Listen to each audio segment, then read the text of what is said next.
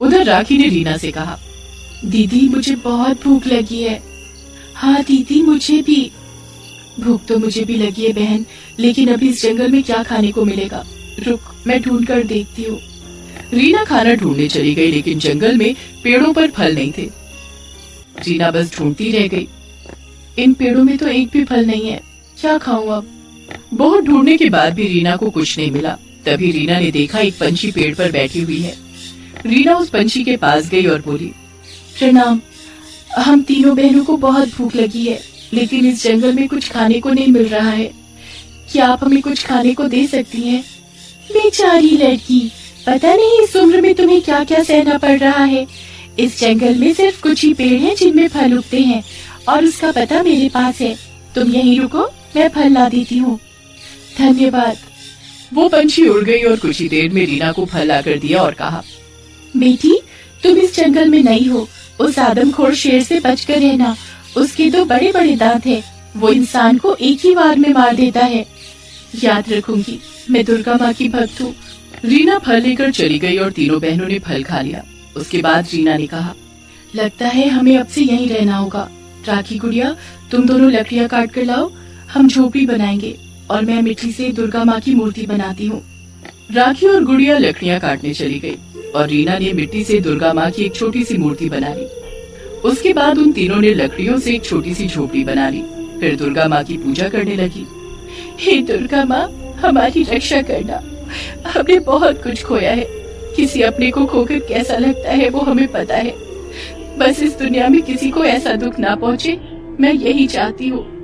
तभी रीना ने देखा गुड़िया के हाथ से खून निकल रहा है। ये क्या बहन, तेरे हाथ से खून क्यों निकल रहा है?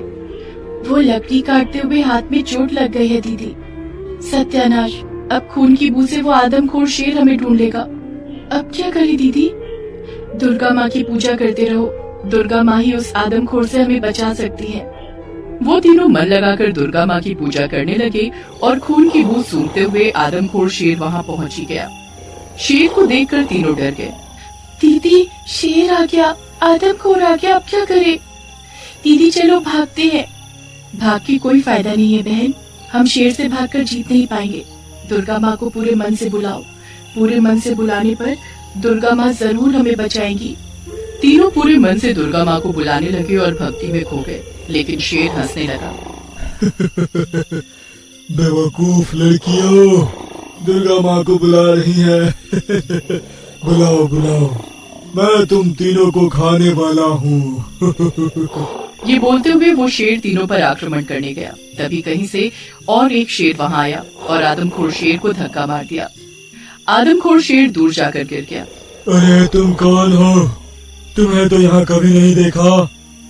देखोगे कैसे, मैं हिमालय में रहता हूँ, मैं माँ दुर्गा का वाहन हूँ। और तभी वहाँ एक चमत्कार हुआ, स्वयं माँ दुर्गा वहाँ प्रकट हुई। हे आदमखोर शेर, इंसानों को मारकर तुम्हें क्या मिलता है? मेरी शरण में आ जाओ। दुर्गा माँ को देखकर आदमखोर शेर पूरी तरह से बदल गया।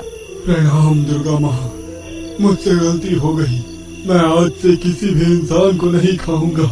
इसके बाद दुर्गा माँ ने रीना, राखी और गुड़िया से कहा, तुम तीनों की भक्ति से मैं प्रसन्न हूँ। डर के मारे तुम तीनों पूजा छोड़कर भाग नहीं गए, इसीलिए मैं तुम तीनों को तुम्हारी माँ और दोनों बहनें लौटा रही हूँ। तथास्तु। दुर्गा माँ ने रीना की दोनों बहनें और माँ को लौटा दिया। सभी को वापस पाकर वो लोग खुशी के आंसू रो पड़े।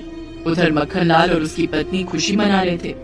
तभी दुर्गा माँ के कहने पर दोनों शेर वहाँ आ गए और दोनों को मार डाला। उन्हें अपने किए की सजा मिल गई और रीना को पूरा परिवार के साथ रहने के साथ साथ घर और जमीन भी मिल गया। इसी तरह दुर्गा माँ की कृपा से सब कुछ अच्छा हो गया। सभी बोलो जय दुर्गा माँ। दोस्तों, आप सभी इस वीडियो पर अपनी माँ की लंबी आयु के लिए कमेंट में आई लव माँ जरूर लिखें। दुर्गा माँ जरूर आपकी इच्छा पूरी करेंगी। और हाँ, इस वीडियो को लाइक जरूर कीजिएगा।